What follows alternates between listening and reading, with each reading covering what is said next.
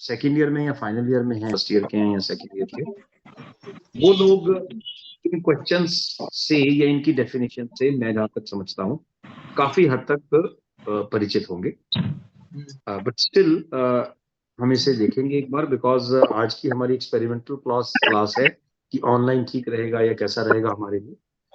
तो सबसे पहले इन क्वेश्चंस को देख लें, टॉपिक्स ग्रुप में डाल दिए थे। जैसे एक क्वेश्चन है, what are acute diseases,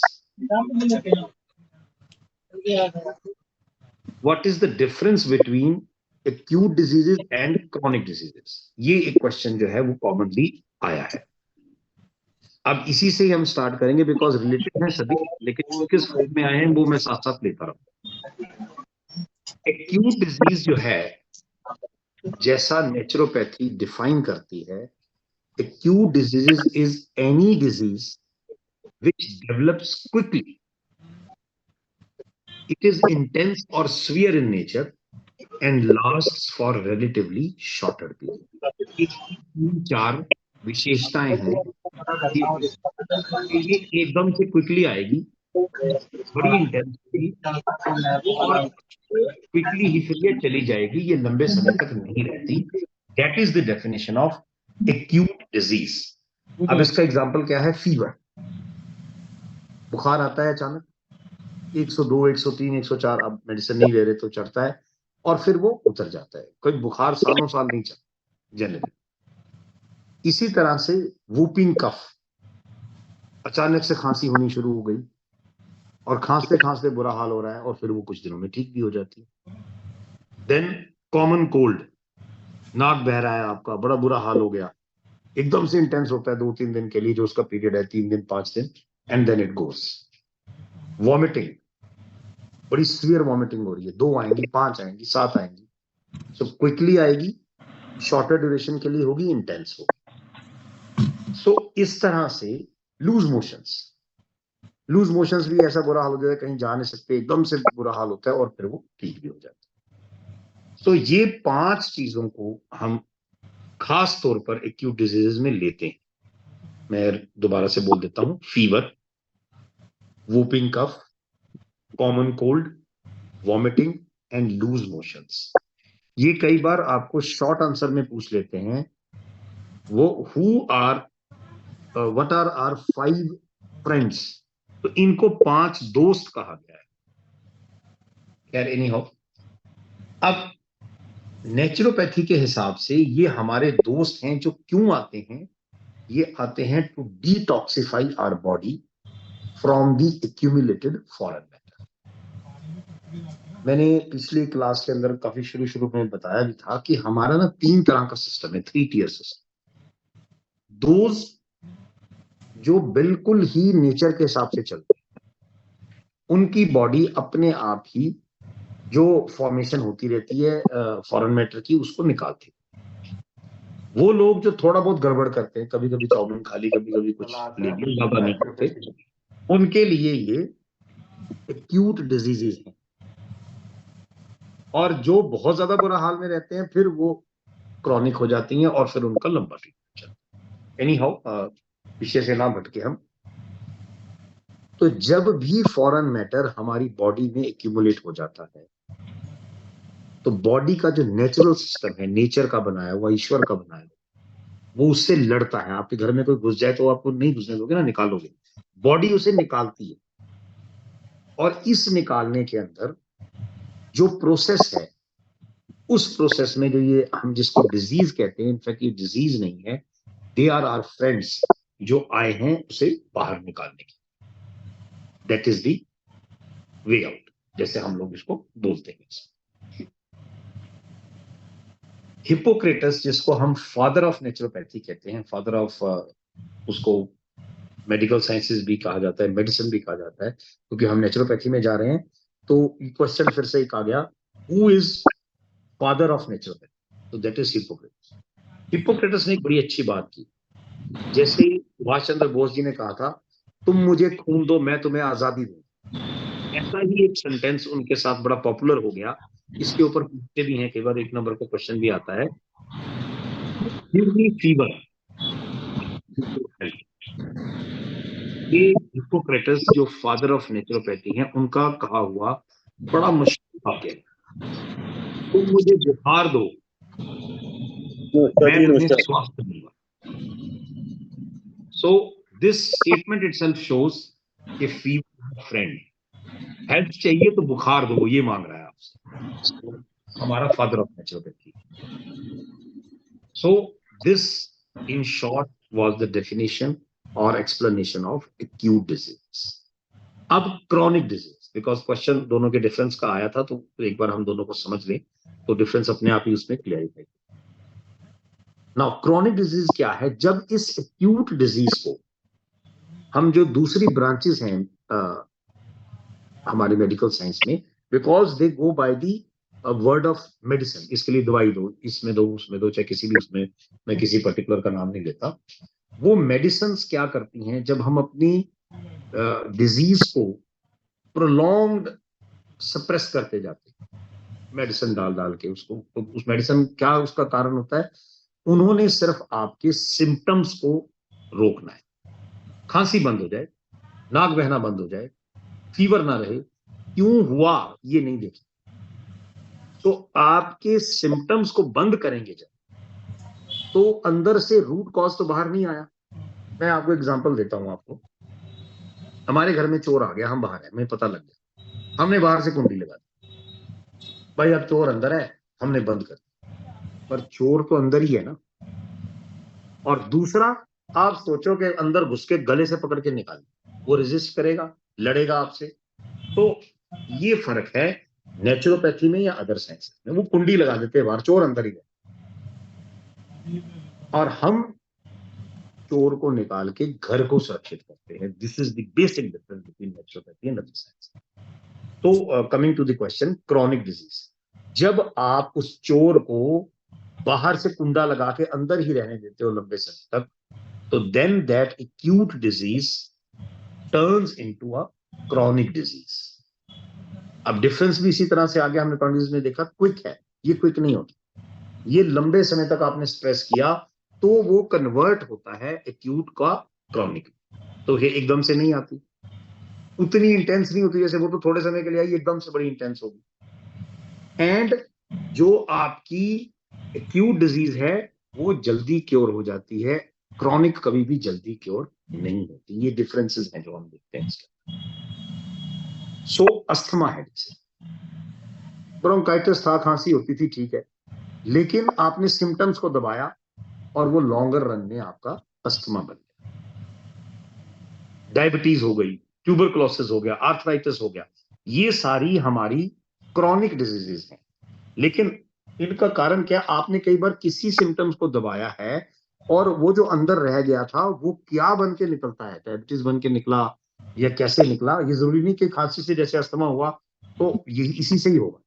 meaning there bye कि जब भी आप एक्यूट डिजीज को लंबे समय के लिए दबाओगे तो वो क्रॉनिक डिजीज बनकर फिर आएगी आपके पास वापस, क्योंकि तो अंदर ही है, चोर तो अंदर ही है. तब तक चोर आपका सामान खा गया और मोटा ताजा हो जाएगा, फिर निकालना और मुश्किल. शुरू में निकाल दिया था तो जल्दी निकल जाता, पर लंबे समय तक अंदर रहने दिया तो उसका भी एक दबदबा हो गया, वो अंदर बैठा. So this is the basic difference between chronic and acute diseases, जो ये क्वेश्चन आया है बार बार. दूसरा जो एक क्वेश्चन आता है वो इसी से रिलेटेड है, जैसे हमने अभी वैसे डील भी कर लिया. वो है डिस्क्राइब दी, sorry, that is what are the acute diseases, explain they are friends. ये छोटे छोटे टॉपिक्स हैं, इसलिए दो दो को जोड़कर पूछते. तो पहले आपने एक्यूट डिजीज की डेफिनेशन देनी है जो भी हमने दी, एंड देन कि वो हमारे फ्रेंड्स हैं वो कैसे. इसकी शुरुआत मैं थोड़ा सा कोशिश ये भी करता हूं कि क्वेश्चन को अटेम्प्ट कैसे कर. अब क्वेश्चन जब ऐसे पूछ लिया, what are acute diseases and explain that they are our friends, तो एक्यूट डिजीज आपने डेफिनेशन देख ली, वो आप दे देंगे. उसके बाद जब इससे डील करेंगे acute disease as a friend, तो स्टार्ट ही आप करेंगे हिप्पोक्रेटस की डेफिनेशन से, give me fever I will give you. तो एकदम से आपका क्वेश्चन का आंसर बोल्ड हो जाएगा.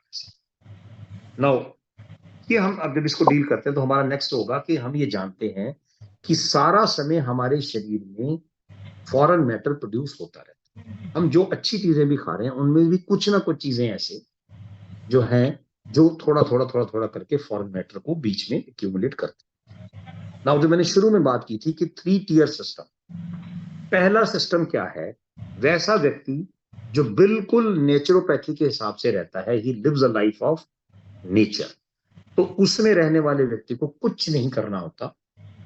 उसके शरीर में कुछ ऑर्गन्स दिए हैं जो अपने आप ही, जो थोड़ा बहुत, क्योंकि जो नेचर के हिसाब से चलेगा उसका वो थोड़ा सा नेग्लिजिबल फॉरेन मैटर इकट्ठा होगा और वो निकल जाएगा। तो वो कैसे, अब उस व्यक्ति के लिए क्या है, उसके लंग्स हैं, सांस, हम समझते हैं सारे, कार्बन डाइऑक्साइड को बाहर निकालती है, ऑक्सीजन लेती है, तो ये कार्बन डाइऑक्साइड क्या है, फॉरेन मैटर।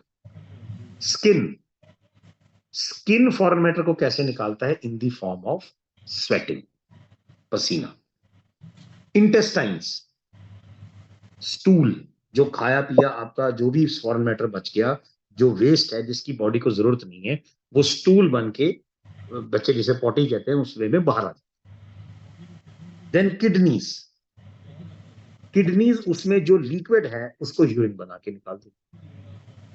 तो एक नॉर्मल इंसान को जो नेचुरोपैथी के हिसाब से जीवन जीता है, उसे कुछ नहीं करना पड़ता, यही उसके लंग्स, उसकी स्किन, उसकी इंटेस्टाइन्स, उसकी किडनीज, उसके नॉर्मल वे में बनते हुए फॉरेन मैटर को बाहर निकाल देते। नाउ दूसरा व्यक्ति जो हमने सेकंड टियर में 3 टियर सिस्टम बोला, दूसरा व्यक्ति वो है जो कभी कभी गड़बड़ करता है, शादियों में चला गया, इधर उधर दोस्तों के यहाँ पार्टी है तो कर लिया, वैसे वो नेचर में ठीक रहता है, लेकिन कभी कभी गड़बड़ करने वाला है, खा लेता है चाउमीन, पी लेता है कोल्ड ड्रिंक्स और भी सब चीजें, कॉफी टी, ज्यादा नहीं पर पीता है, लेता है, नॉर्मल इंसान हम जैसे जैसे कह लो। उसके लिए है सेकंड जो टियर सिस्टम है, उसमें क्या है, उसका foreign matter in normal lungs, skin, kidneys, इन चीजों से, आपके इंटेस्टाइन से पूरी तरह बाहर नहीं निकल पाता। देन फिर बॉडी क्या करती है, देन बॉडी वो करती है, जब भी हमने पढ़ा, it throws it out in the form of acute diseases। Quickly I, intense हुई, क्विकली चली गई, सिर्फ उस फॉरेन मैटर को बाहर धक्का मारने के लिए जोर लगाया जो शरीर ने, वो आपका एक्यूट डिजीज है। तो सेकंड टियर वाले लोग जो कभी कभी गड़बड़ करते हैं, उनके लिए भी शरीर ने इंतजाम दिया, एंड वो इंतजाम है आपका एक्यूट डिजीजेस। नाउ इसीलिए हम इन्हें फ्रेंड कहते हैं, because they just come to detoxify our body and expel the foreign. So that's why we say acute diseases are not diseases, but they are in fact our friends. Now जब हम इस चीज को समझ जाते हैं, it becomes clear कि sometimes how much necessary it is to fall sick। बीमार होना भी जरूरी है, बुखार होना, तभी कई बार हमने बचपन से ही सुना है कि 100 तक बुखार हो तो भाई दवाई मत, बिकॉज बॉडी उसको रेजिस्ट कर रही है, तो उसके घर्षण से जो ऊष्मा पैदा हो रही है, जो हीट निकल रही है, ये वो बुखार है। उससे एक लेवल से आगे बढ़ता था, तब हमें पेरेंट्स कहते थे कि मेडिसिन लो। तो बुखार शुरू में आना is an effort of the body to expel. 100 से ऊपर हो गया तो मतलब बॉडी अपने सिस्टम से उसको नहीं रोक पा रही, वो बढ़ता जा रहा है, फाइट ज्यादा हो गई है, चोर ज्यादा तगड़ा है, हम लोग थोड़े से वीक पड़ रहे हैं, तो फिर लोग मेडिसिन देते थे या जो भी करते थे। Now, with this, we'll say that this question is answered, that acute diseases are our friends. They come to detoxify our body and to expel the foreign matter. They don't come as a disease. They are not bad. They are good. तो मैंने शुरू में ही बताया कि जो हमारे 5 दोस्त हैं, fever, common cold, loose motion, vomiting and whooping cough, ये 5 दोस्त पूछ भी लेते हैं आपको, उन्होंने ग्रुप्स बना के दे देंगे, उसमें हमारे 5 दोस्त कौन से हैं, ABCD, उसमें 2 उल्टे सीधे लिए होंगे, कहीं अस्थमा लिया होगा, कहीं कुछ लिया होगा, तो 5 दोस्त ये हैं, दीज आर 5 फ्रेंड्स। सो अब आए हम नेक्स्ट क्वेश्चन पे। हमने देख लिया एक्यूट डिजीजेस क्या है, हमने देख लिया क्रॉनिक डिजीज क्या है, हमने देख लिया कैसे एक्यूट डिजीज हमारे फ्रेंड्स हैं। ये सारे question first year, second year, final year के हैं, मैं बार बार कह रहा हूं। अब एक क्वेश्चन आया, कई बार आ चुका, What are acute diseases? Explain the difference between acute disease and healing crisis. Acute और क्रॉनिक का डिफरेंस सिर्फ पूछा था, अब उन्होंने थोड़ा सा मोड़ दिया उसको। हीलिंग क्राइसिस, आप ये ध्यान रखें, हीलिंग क्राइसिस होता ही क्रॉनिक डिजीज। तो थोड़ा सा ये एक बार जरा सा उसको चेंज किया, आपका हीलिंग क्राइसिस आएगा ही क्रॉनिक डिजीज में। तो हम सोचते रहे ये क्या आ गया डिफरेंस बिटवीन उसमें। हमें थोड़ा सा क्वेश्चंस की बनावट को समझ, क्योंकि हमारा जो भी लेक्चर होता है वो बेसिकली एग्जामिनेशन ओरिएंटेड है, प्रैक्टिकली इसकी वैल्यू जरूर है। Recording in progress. हम थोड़ा सा उसे अपने एग्जामिनेशन के हिसाब से भी देखते हैं। तो इस क्वेश्चन का आंसर जब आपने देना है तो आपको ये समझना है कि सबसे पहले हमारी हीलिंग क्राइसिस क्या है। जैसे मैंने शुरू से ही बताया कि दूसरी जो मेडिसिन के सिस्टम्स हैं वो सिम्टम्स पे देखते हैं। जुकाम है, नाक बहना बंद कर दो। खांसी है, इसका खांसना बंद कर दो। गला घोट लो, अंदर से वो रहने दो। चोर को बाहर से कुंडी लगाओ। तो वो सिस्टम हमारा नहीं है। लेकिन जब हम प्रोलॉन्ग्ड मेडिसिन लेके लेके उसको फॉरेन मैटर अंदर इकट्ठा होता जा रहा है, हम बाहर से कुंडी मार के खुश हो गए, चोर हमने पकड़, लेकिन हमने उसे घर से नहीं निकाला। तो जब वो इकट्ठा होता रहेगा वो बनेगा क्रॉनिक डिजीज, जैसा हमने पहले पढ़ा भी। अब जब हम नेचुरोपैथी के हिसाब से ट्रीटमेंट करते हैं तो सबसे पहला काम ये होता है कि जो उसको प्रोलॉन्ग्ड सप्रेस करके दबाया गया है उस चीज को बाहर निकालो। जैसे मैंने पहले भी कहा था, कुंडी खोलो तो चोर अटैक करेगा, उससे लड़ना है। ये लड़ना जो है, इस लड़ने में जो शोर मचता है, जो थप्पड़ लगते हैं, मारते हैं, खरोचे आती हैं, ये हीलिंग क्राइसिस है। और हम कई बार डर जाते हैं, नहीं नहीं भाई दूसरी मेडिसिन ले लो, इसमें तो पता नहीं और तबीयत खराब हुई। और तबीयत खराब नहीं हुई, वो सिर्फ आपकी दबी हुई बीमारी को, जो एक्यूट डिजीज को दबाया गया था, उसे बाहर निकाल रही है नेचुरोपैथी, और वो टेम्परेरी फेज। अब क्या होता है, जब हम नेचुरोपैथी से ट्रीटमेंट करते हैं तो जो हमारी वाइटल फोर्स है हमारे अंदर, ये उसे स्ट्रेंथन करती है, उसको ताकत देती है। क्योंकि चोर तगड़ा था, हम लड़ नहीं पाए थे, इसीलिए तो वो बीमारी बनी। तो उसे ताकत देती है, तो फिर वो जोर लगा के उसको धक्का देती है, और वो जो उसको बाहर निकालता है, तो एक बार जोर से आपकी खांसी पता नहीं 4 गुना बढ़ गई। तो वो जो चीज थी, वो अस्थमा को या जिस भी चीज को, डायबिटीज को निकाल रहा था, उसके समय जो टेम्परेरीली क्राइसिस आए। दैट्स वाई दोनों वर्ड वैसे आपस में विरोधाभास है, क्राइसिस और हीलिंग। क्राइसिस तो हमेशा नुकसान को दिखाता है और हीलिंग हमेशा पॉजिटिव है। So it is a healing crisis. ये जो टेम्परेरी झगड़ा हुआ, जो शोर मच रहा है, जो डिस्टर्बेंस हो रही है, this is for the purpose of healing. So whenever a person is treated under naturopathy, one who has the history of prolonged use of medicines, तो उसको उतना ही जोर लगाना पड़ता है, और उस समय जो क्राइसिस आता है, that crisis is called healing crisis.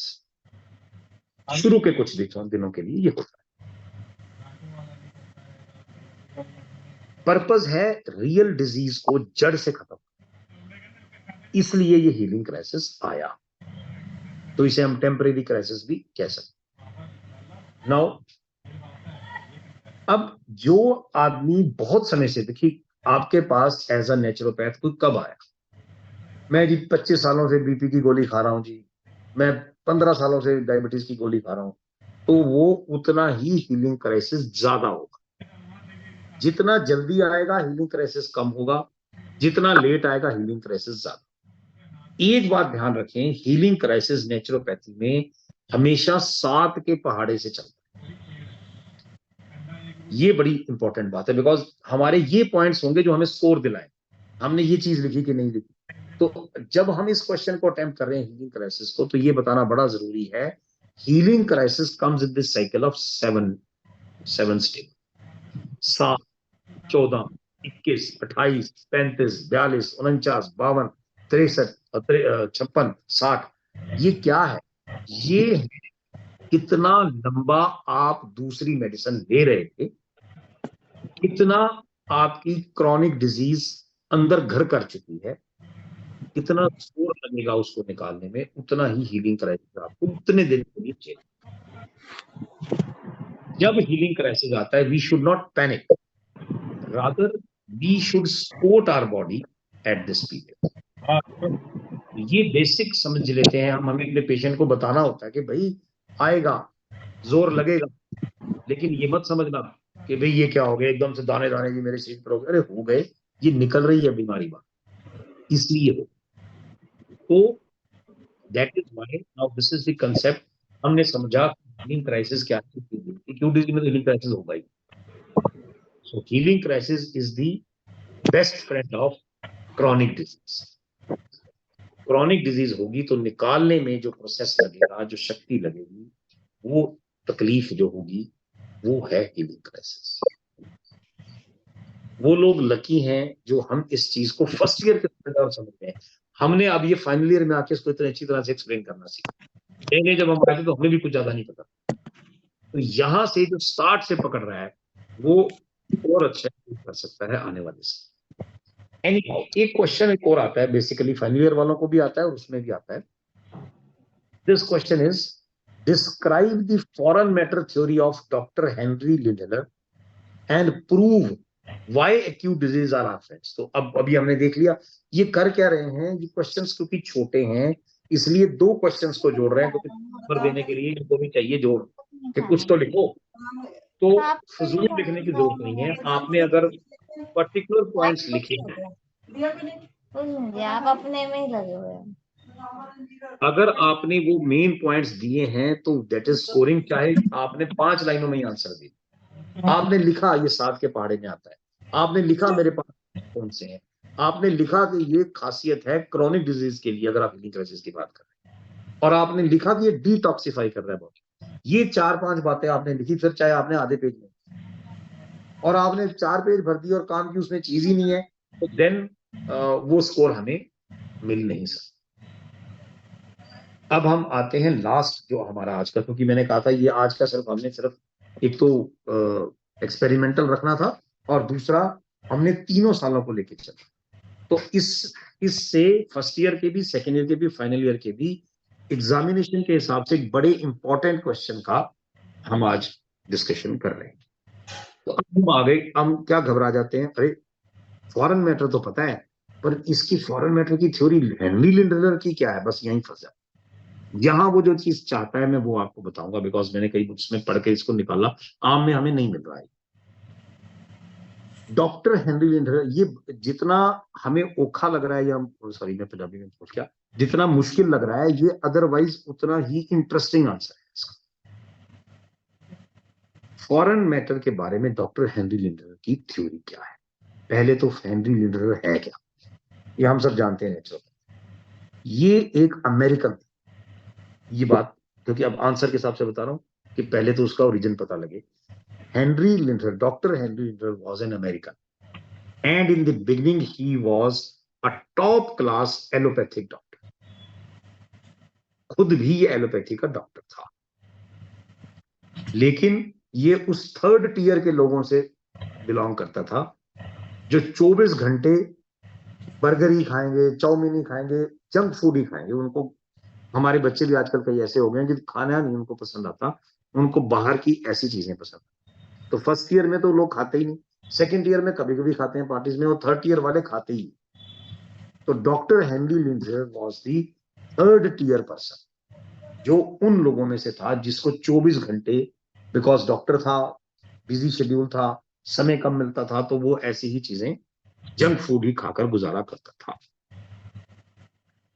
वो उसने खुद अपने उसमें एडमिट किया है कि 35 साल की छोटी सी एज में ही वो he calls himself that he was a physical and mental rack. ये वर्ड उसने अपने लिए यूज किया है, and that's why he says I was suffering from a number of disease. Top का आपका डॉक्टर हो और बीमारियों से खुद ही घिरा हो, तो जो खुद ही का इलाज नहीं करेगा वो औरों को तो क्या ही करेगा। इसकी लाइफ में गेम चेंजिंग जो टाइम आया वो कब आया, ये तब आया जब इसने लुई कुन्हे की एक किताब है the new science of healing. अब इसमें 1 नंबर का क्वेश्चन भी आ गया, who wrote the book new science of healing? तो हम बताते हैं लुई कुन्हे। इस व्यक्ति ने लुई कुन्हे की the new science of healing किताब इसको मिली, या जैसे भी इसने खरीदी, इतनी इंटरेस्टिंग लगी ये उसको एक बार में ही इसने एक सिटिंग में जब पढ़ने बैठा तो खत्म करके ही उठा। सच was the impact of the book and it's teachings and it's theory on him कि वो सब भूल गया और इस किताब को पढ़ता ही रहा जब तक कि खत्म नहीं। And when he closed the book he was a changed man. He was no more an allopathic doctor. He became a student of naturopathy. सिर्फ एक किताब पढ़कर एक ही बार। ये इंटरेस्टिंग चीज है, बिकॉज इस बैकग्राउंड के साथ जब हम इस क्वेश्चन का आंसर देते हैं एग्जामिनेशन में, जो हमारा एग्जामिनर है, he knows that this person knows the integrity of the topic. इसको पता है वो अमेरिकन था, इसको पता है वो एलोपैथिक का डॉक्टर था, टॉप का था, 35 साल की उम्र में he was a rack, mental and physical rack, और एक दिन एक किताब पढ़ी और वो बदल गया। ये इसकी बैकग्राउंड आई। फिर आप ये बताएंगे कोई फॉरेन मैटर आया कहां से? This word was first coined by Louis Kuhne. Louis Kuhne वो व्यक्ति है जिसने फॉरेन मैटर का कंसेप्ट दिया। इसको मॉर्बिड मैटर, अनवांटेड मैटर और कई नामों से बुलाते हैं, लेकिन पॉपुलर जो नाम हुआ है फॉरेन मैटर, वो नाम देने वाला लुई कुन्हे था, जिसकी किताब इसने पढ़ी और इतनी शिद्दत से पढ़ी कि फिर इसी की थ्योरी बन गई, जिसको हम foreign matter theory of doctor Henry Lindlahr कहने लगे। फादर ऑफ फॉरेन मैटर का वर्ड इसको कॉइन करने वाला लुई कुन्हे है, लेकिन उस थ्योरी को प्रोपाउंड करने वाला, उसे मशहूर करने वाला या उसमें पॉपुलर होने वाला एक एलोपैथिक डॉक्टर है, Dr. Henry Linder. These things will give you that impetus in your answer. Now, अब डॉक्टर हेनरी लिंडर ने डिजीज को कैसे डिफाइन किया? डिजीज मींस, वो भी कहता है yes it is accumulation of foreign matter, को किताब तो वही लीक होने की पड़ी है।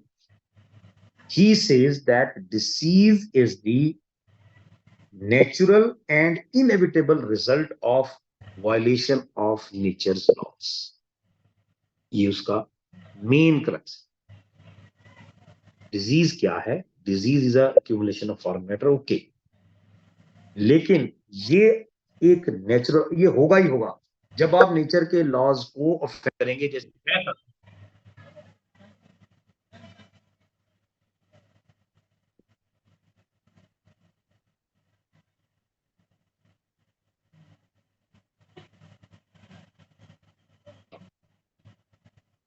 तो हम कहते हैं यस, ही सेज कि जब भी आप मेरी तरह नेचर के लॉज को वायलेट करेंगे तो ये आपका नेचुरल एंड इनएविटेबल, ये प्राकृतिक और अवश्यम भावी काम होगा कि एक्यूमुलेशन ऑफ फॉरेन मैटर होगा ही होगा।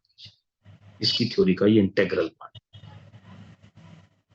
नाउ एक और बात जो बड़ी जरूरी है, जब तक आप उसकी थ्योरी को बताते हुए उपास ट्री का एग्जाम्पल नहीं देंगे, तब तक आपकी आंसर जो है वो अधूरा है, वो पूरा नहीं। अब वो क्या एग्जाम्पल है मैं वो आपको बताऊं। उपास ट्री नाम का, जैसे हम कहते हैं अक्षय वृक्ष, वट वृक्ष, ऐसे ही 18 सेंचुरी में एक किंवदंतियों में जो कथाएं होती हैं उसमें चलता था। It was a mythical tree जो कि जावा और मेडागास्कर के बड़े रिमोट इलाकों में पाया जाता था। हमें नहीं पता पाया जाता था या नहीं, पर ये किंवदंतियां हैं, ये पुरानी कहावतें हैं कि उपास ट्री जावा और मेडागास्कर के जंगलों में, उसके बीहड़ों में पाया जाता था। इसने जो है उसकी फैक्सिमिली दी है, उसकी उपमा दी, उपास ट्री की उपमा इसने फॉरेन मैटर का को एक्सप्लेन करने के लिए दी है। ये बात लिखनी जरूरी है जब ये क्वेश्चन। अब वो ट्री इतना टॉक्सिक था, इतना जहरीला था कि अगर कोई उसके पास भी जाता था तो उसी समय उसी स्थान पर मर जाता। ये कहावत है, था या नहीं हमें भी नहीं पता। तो इतना जहरीला ट्री मतलब फॉरेन मैटर। वो कहता है इतना गलत है फॉरेन मैटर, इतना गंदा है, इतना जहरीला है जैसे उपास tree.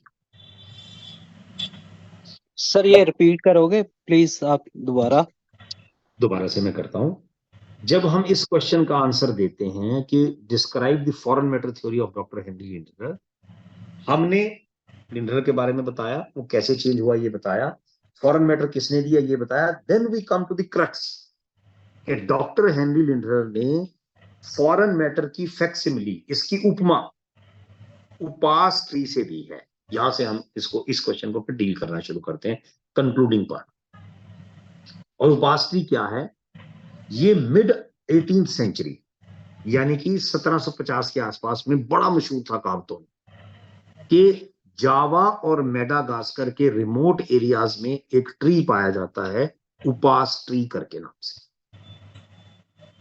This tree is so much toxic that merely if you go near this tree you will die at the spot. इतना डर था लोगों में उपास ट्री का मिडल ऑफ 18th सेंचुरी में जावा और मेडागास्कर के एरियाज में कि रिमोट एरिया में, जैसे हम कहते हैं ना एक यति है जी हिमाचल में पाया जाता है, देखा किसी ने नहीं, डरते हैं भाई वो इंसान बंदरों जैसा है, पता नहीं कैसा है। तो इसी तरह से ये एक उपास ट्री की उपमा दी जाती थी, था या नहीं था वो मैं नहीं जानता, लेकिन लोगों में डर था कि इतना जहरीला है भाई, ध्यान रखना, उसके तो पास भी जाओगे तो मर जाओगे, बच नहीं सकते। तो उस ट्री के साथ इसने उपमा दी कि आप यूं समझिए, बिकॉज मकसद क्या है, ये खुद बहुत बुरा हाल कर चुका था खा पी के ऐसी वैसी चीजें, तो डर, इसने भी वो डर तो पैदा करना था ना।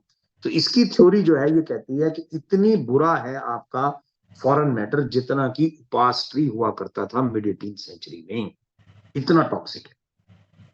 नाउ ये इसने ये कहा कि जब आप नेचर के लॉज को वायलेट करते हैं तो आप जमीन तैयार करते हैं नेचुरोपैथी के हिसाब से, फॉरेन मैटर के पैदा होने की वो जो जमीन है वो आपके नेचर के लॉ को वायलेट करने से बनने लगती है, जिसमें उपास ट्री उगेगा। Now he says that it is the wrong way of living, मैं एग्जैक्ट कोट कर रहा हूं, as per Dr. Henry Lindner, it is the wrong way of living that causes the upas tree of foreign matter to grow in our body. हमारे शरीर में ये grow होता है जब हमारी वे ऑफ लिविंग गलत होती है। आपने नेचर्स के लॉज को वायलेट किया तो भूमि तैयार, और जब आपने फिर उस पर चलना शुरू किया रोज रोज, तो आपका ये पेड़ पैदा होना शुरू हो गया। तो फिर वो क्या कहता है कि टू काउंटर दी उपास tree of foreign matter what should you do, he says the remedy lies in eating healthy food, जो शुरू से ही फर्स्ट ईयर के लोग कर रहे हैं, drinking pure water, breathing clean air. Of course जहां इतने इंडस्ट्रीज लगी हुई हैं, इतना सब चल रहा है, तो क्लीन एयर नहीं मिलती। तो वो कहता है आपको क्लीन एयर तो थोड़ा सा ऐसी जगहों पर रहेंगे जहां ग्रीनरी होगी या जो कुछ भी होगा। आपको हेल्दी फूड खाना है, ईटिंग, मैं उसी के वर्ड्स बोल रहा हूं, eating healthy food and drinking pure water, comma, breathing clean air, comma, having meaningful work, comma, getting plenty of physical exercise, comma, adequate rest and exposure to the sunshine. आप देखिए, अगर आप बात करते करते इन चीजों को सोच रहे होंगे तो वाकई इस पे चले तो उपास ट्री तो कहां उगेगा, बड़ा शानदार पीपल का ट्री उगेगा हमारे शरीर। सो ये वो बात है कि हमने हेल्दी फूड खाना है, प्योर वाटर पीना है, ध्यान रखना है कि हम जहां ब्रीथ कर रहे हैं आसपास की एयर क्लीन हो, मीनिंगफुल वर्क, बिकॉज जब आप उल्टे काम करते हैं तो भी तो दिमाग, क्योंकि आपने वो लिखता है कि मैं फिजिकल और मेंटल रहता, तो वो आपके मेंटल हेल्थ के बारे में भी बात करता है। अगर आपका मीनिंगफुल वर्क नहीं होगा, आपके कुत्सित करते होंगे, अगर हिंदी में बात करें, तो फिर वो आपकी मानसिक स्वास्थ्य को भी खराब करेगा। एक्सरसाइज कीजिए, plenty of exercise, adequate rest, rest भी उतना ही जरूरी है, बिकॉज शरीर को एक बार हमें वहां उसमें नर्सिया में भी ला, और सनशाइन का एक्सपोजर जो आजकल खत्म होता जा रहा है। मेरे ऑफिस में एसी चल रहा है, अब मैं लॉयर हूं बेसिकली प्रोफेशन से, गाड़ी में बैठे एसी, कोर्ट में गए एसी, चैम्बर में बैठे एसी, घर आए एसी, दफ्तर में बैठे एसी। तो इन सब चीजों में सनलाइट को कहीं भूलना नहीं है, तो थोड़ी देर सुबह सनशाइन भी लो। That is what he says. Naturally अब अपने घर से इन चीजों को निकाल नहीं सकते, लेकिन खुद को थोड़ी देर के लिए जहां बियरेबल सनशाइन होती है निकलना जरूरी है। तो मैं एक बार फिर से ये 4 चीजें रिपीट कर रहा हूं जो 5-6 चीजें उसने बताई हैं। ईटिंग हेल्दी फूड, पेपर लिखने में रह गया होगा। Drinking pure water, breathing clean air, fourth having meaningful work, fifth getting plenty of physical exercise. Punjabi में कहते हैं वेसरे होकर नहीं बैठना, खाली ऐसे बिल्कुल वो आर्म चेयर फिलॉसफी नहीं होनी चाहिए, फिजिकल भी काम करो। सिक्स्थ एडिक्वेट रेस्ट, काम भी जरूरी है, रेस्ट भी जरूरी। And last but not the least, adequate sunshine exposure. ये 7 चीजें आपको उपास ट्री अपने शरीर में पैदा होने से रोकती हैं। तो जो फॉरेन मैटर थ्योरी है डॉक्टर हेनरी लिंडर की, वो है ही इसी बात पे कि फॉरेन मैटर की एक्यूमुलेशन जो होती है, जो डिजीज जिसको आप कहते हो आता है, उसका मेन कारण है कि आप नेचर्स के लॉज को वायलेट करते हो। जब आप नेचर का लॉ वायलेट करना शुरू करते हो तो आप जमीन तैयार करते हो उस उपास ट्री की जो 18th मिड 18th में था, इतना टॉक्सिक था कि पास जाओगे तो मर जाओगे। ऐसा अगर अपने शरीर के अंदर उपास ट्री डालोगे तो तुमने मरना ही है, ये वो कहता है, अगर इसको नहीं टाइम पर आपने रोका। सो जब आपने वायलेट किया, आपने जमीन तैयार कर दी, और जैसे ही आपने रॉन्ग वे ऑफ लिविंग किया, दी ट्री स्टार्ट्स ग्रोइंग।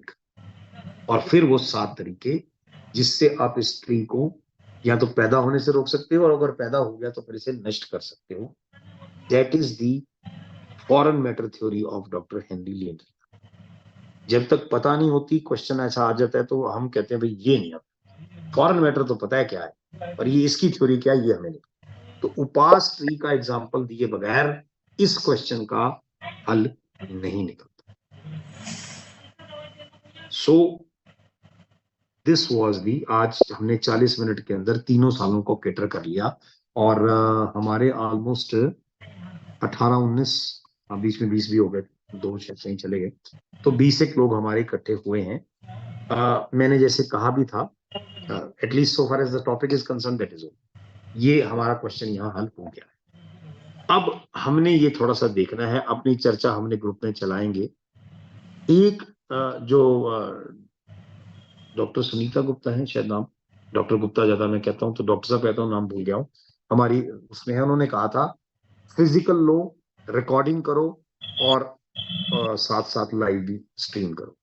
तो जैसा भी हम लोगों का विचार बने,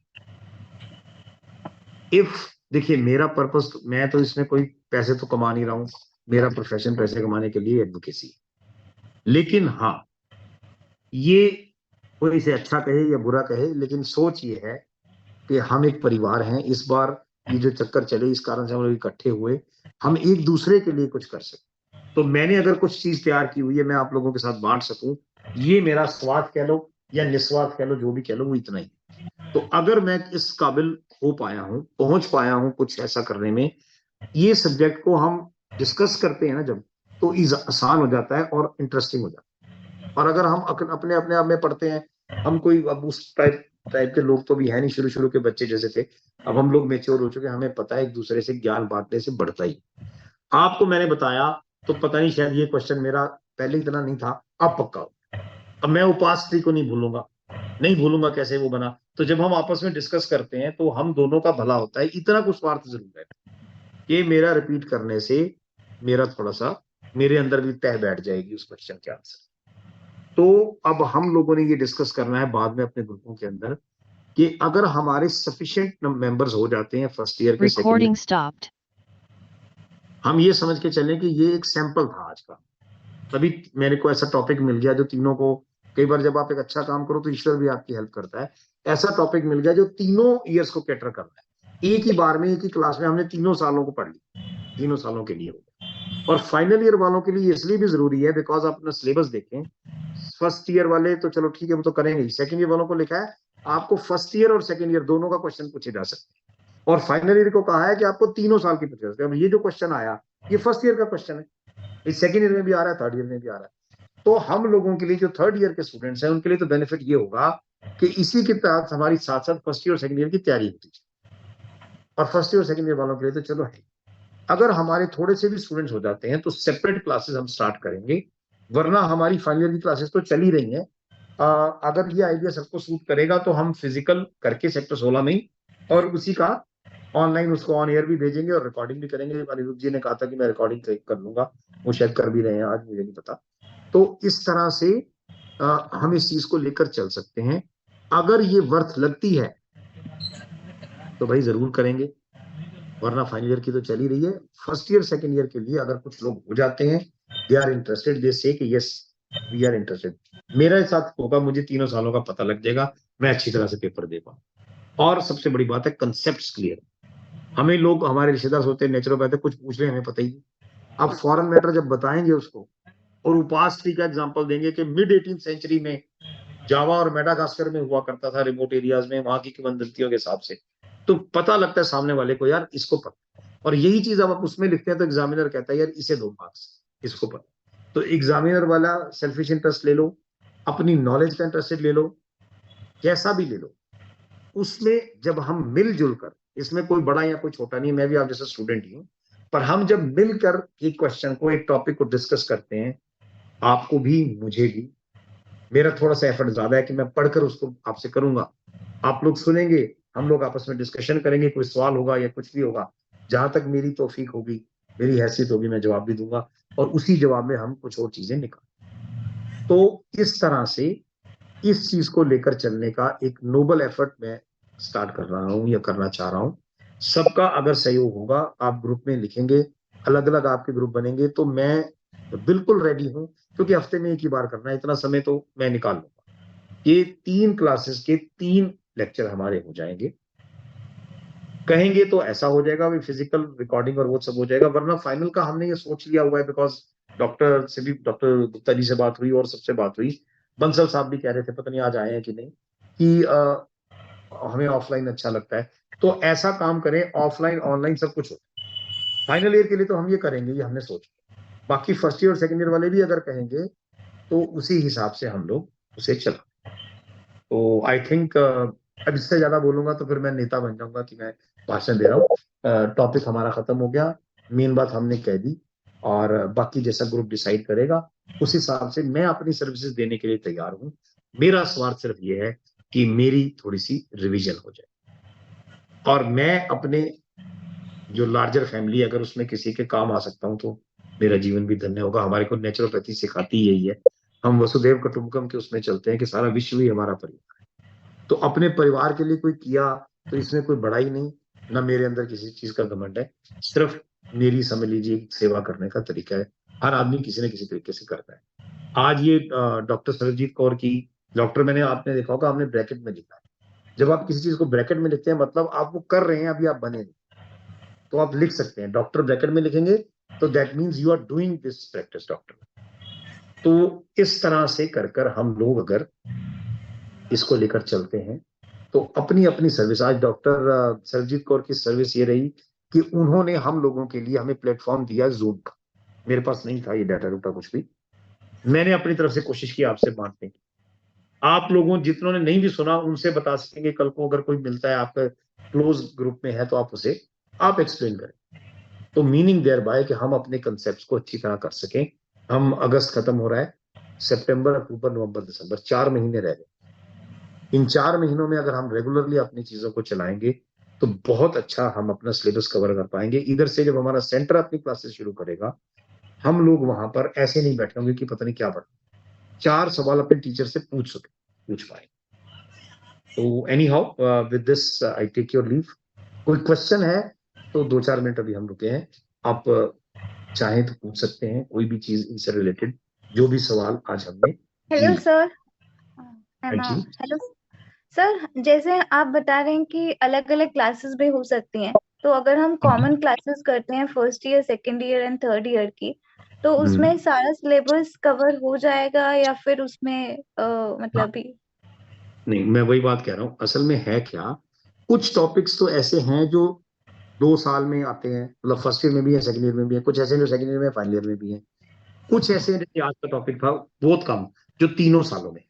तो ज्वाइंट हमेशा होना मुश्किल हो जाएगा, बिकॉज फिर वो एक क्लास का या एक साल के ऊपर ज्यादा ध्यान दिया जाएगा और 2 वाले सफर करेंगे। मेरे लिए तो इजी हो गया, मैंने एक ही क्लास में 3 को पढ़ा दिया, मेरे लिए तो आसान है, मेरा रिवीजन भी हो गया, ठीक है।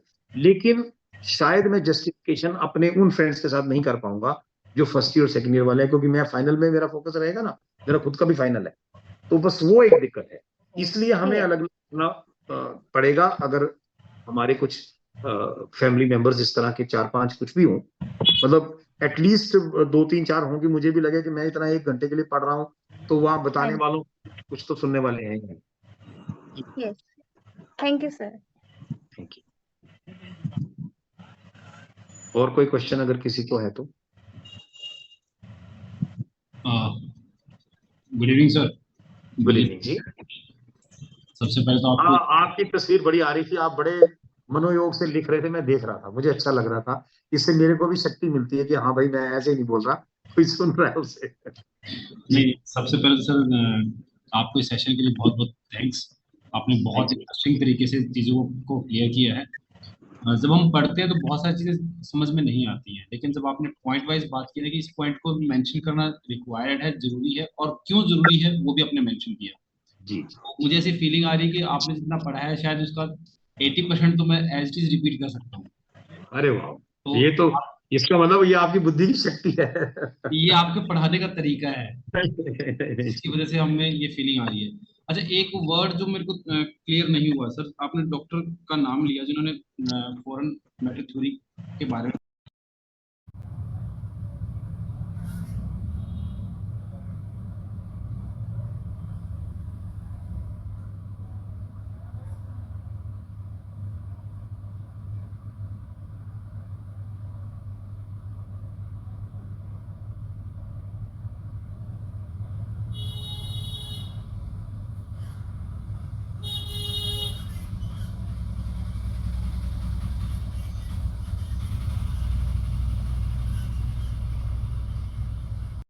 लिंड लेहर ठीक है, एग्जैक्ट वही स्पेक्स। थोड़ा सा हाँ क्लियर नहीं हो पा रहा था कि कौन से डॉक्टर। जी। आप कौन से ईयर से हैं, फर्स्ट ईयर या सेकंड ईयर? फाइनल में तो शायद नहीं। नहीं सर, मैं तो बिल्कुल नई नई पहुंच हूँ।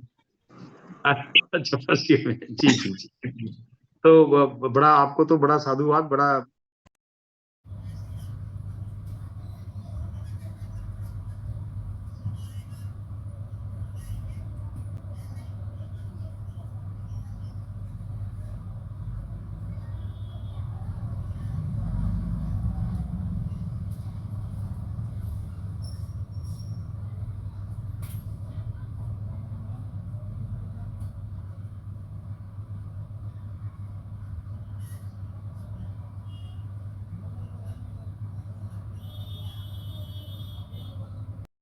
जी जी, most welcome, thank you again.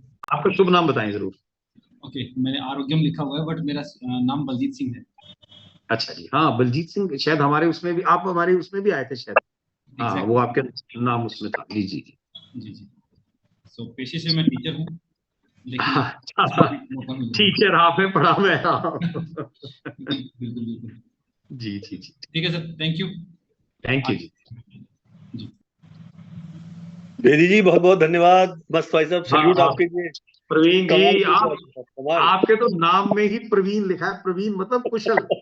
आप बातों को ऐसा कुशलता से कहते हैं कि भाई, मेरे जैसा जो तुच्छ व्यक्ति है उसको भी लगता है अच्छा मैंने कुछ कर दिया। नहीं नहीं नहीं, सैल्यूट सर, आपने बिल्कुल जैसे कहते हैं दिल और दिमाग में बैठ के बताया है। आप वहां बैठे थे कुर्सी पे, लेकिन एक्चुअली आप दिमाग में हमारे बैठ गए। आपका जो स्टाइल है गजब। प्रीति एकदम उसका एक एकदम। कारण है, मैं बता देता हूँ। कहते हैं जब टीचर पढ़ाता है ना, वो अपने हम्म। लेवल से पढ़ाता है, जब स्टूडेंट पढ़ाता है ना, तो वो भी उसी लेवल का होता है, तो उसको पता है मैंने ऐसे समझा था तो मैं ऐसे समझा। तो हाँ, ये ये बात बात सही है, बिल्कुल। है। जी बहुत अच्छा, बहुत बढ़िया। एक्सपेरिमेंट भी बहुत अच्छा रहा ये, और लोगों का हाँ डिसीजन बहुत अच्छा है। बस इसमें यही है कि जो कॉमन कॉमन है ना, बाकी अलग अलग क्लास चल सकती है, लेकिन जिसमें जैसे आपने बताया ना, फर्स्ट सेकंड थर्ड में कुछ कॉमन हाँ, कोई ये बड़ा topics हैं, अच्छी सलाह दी आपने, बिल्कुल बिल्कुल। उन तो फिर हम कॉमन उसमें कॉमन डाल देंगे टॉपिक पे कि ये काम हो कॉमन जाए। सब्जेक्ट होगा जी 2 के लिए। हाँ बिल्कुल हाँ, तो बिल्कुल। वो बहुत अच्छा है, कॉमन कॉमन टॉपिक पे ऐसी कॉमन क्लास हो जाए, बाकी बाद में जो कुछ होता रहे वो अलग अलग देखते रहे, किसी समय जो होता है। जैसे हमारा ये मेरे ख्याल से सर्कुलेटरी सिस्टम है या किसका है, वो एक सिस्टम है जो 2 सालों में आता है हमारा, बार बार वो उसमें भी वही सवाल है, उसमें भी वही। तो ऐसा हाँ कॉमन देख करना, उसमें फिर मेरे लिए भी थोड़ा इजी हो जाएगा कि मुझे वो उस दिन 1-1 घंटे की 3 घंटों की 3 क्लासेस नहीं लेनी पड़ेंगी, वो कहीं ना हाँ। कहीं दोनों में नहीं नहीं, वो सारे ऐसे स्पेशल आपका लेना अलग है, लेकिन जो कॉमन फर्स्ट से आखिर यस तक आ रहा है वो, तो आपका हाँ रिवीजन भी होगा और हम सबको बेनिफिशियल भी उसके हो जाएगा, कि हम बार बार बिल्कुल बार बार पढ़ेंगे। तो चूंकि आप तो थर्ड ईयर की मतलब कई बार क्या है कि चौथी पांचवी क्लास में भी कबीरदास है, और एमए भी कबीरदास है, तो देखा, मैंने एमए में कहा कबीरदास शब्दों का होने जाल वाला बड़ा है। है, शब्द देर में तो कह ही रहा था। प्रवीण थर्ड नाम ईयर आपको सही, कई बार ना नाम कहते हैं पर उसके आदमी के ना व्यक्तित्व से मिलता नहीं है, पर आपका बड़ा मिलता है, आप वाकई प्रवीण है। नहीं, तो वो आपका वाला लेवल अगर हम वो फर्स्ट वाले और सेकंड वाले को पता लग जाएगा, प्राप्त हो जाएगा, तो वो ज्ञान तो बहुत ही अद्भुत है, सच में बहुत बढ़िया। मैं मेरे को करते हुए आज यही बात ध्यान आ रही थी कि मैं आज इस चीज को समझ पाया हूँ। अगर कहीं फर्स्ट ईयर में समझ गया होता तो मैंने शायद कितना बढ़ा लिया होता अपनी नॉलेज। कितना बढ़िया होता, सच बात है, पक्का पक्का बात। वो जैसे बलजीत जी, आज मैं देख रहा था, मैंने कहा ये पता नहीं कौन सेक्शन में, क्योंकि पहले नहीं मिला हूँ शायद इस तरह से, हाँ बिल्कुल। तो उनकी फोटोज पे आ रही थी और वो लिखे जा रहे थे, मैंने कहा बड़े तल्लीनता से कर रहे हैं, नाम जरूर पूछूंगा। तो हाँ नहीं, उधर से बलजीत मैंने जी को बात सुन लिया, बधाई तो मैंने अपनी जिज्ञासा शांत कर ली। वही हमारे फैमिली मेंबर बने, बलजीत जी को भी बहुत बहुत बधाई, सही बात है एकदम। जी जी जी जी बिल्कुल बिल्कुल। बहुत अच्छा।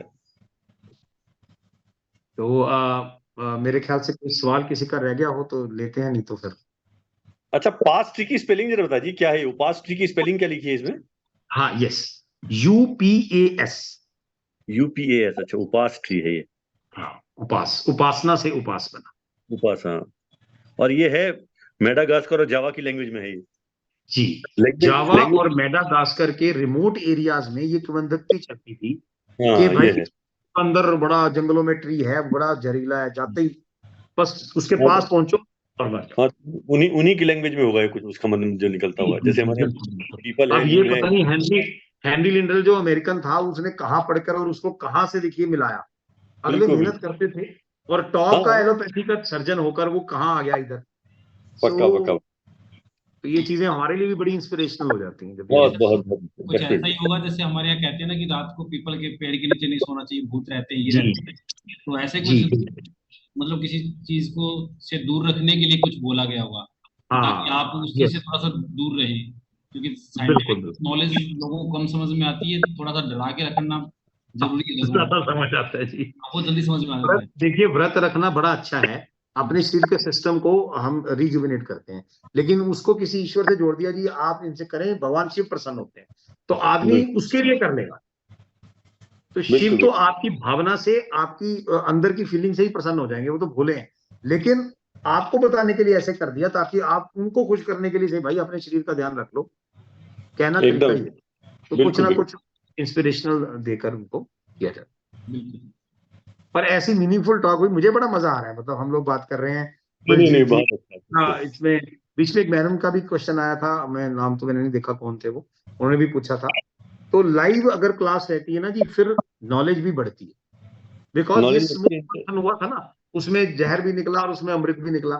तो ये एकदम। जिसको ब्रेन स्टॉर्मिंग कहते हैं हम अंग्रेजी में, ये मंथन ही होता है हम लोग का। जब हम लोग बिल्कुल बैठकर एक टॉपिक पे बात करते हैं तो शुरू में जो है वो असुविधा होती है, फिर बाद में उसमें से ये शुरू का विष है हमने पी लिया, तो फिर मंथन में हमें अमृत कलश भी निकलेगा ही। बिल्कुल, कोई नमस्कार। तो बहुत अच्छा, ये जूम मीटिंग कौन ऑर्गेनाइज करना है वो आप खत्म करें बेचारे, थैंक यू बोल के सबको, बहुत अच्छा ये है। हमारी सरजीत कौर मैम है, वो कर रही है, पता नहीं अब वो सुन भी रही है इधर के नहीं है, बिकॉज 20 से शुरू हुए थे, हम 13 रह गए, 7 ने कहा अब ये मैम गप्पे को भी मारने शुरू सैल्यूट हो है, गए, मैम को भी अब सैल्यूट है। चलते हैं। बिल्कुल जी, बिल्कुल तो चलिए मेरे ख्याल से बंद करें, हम मैं लीव करूं अब। ओके साहब, Okay, sir. बिल्कुल। Thank you, everyone. Good night everyone. शुभ रात्रि जी, शुभ रात्रि। हेमा जी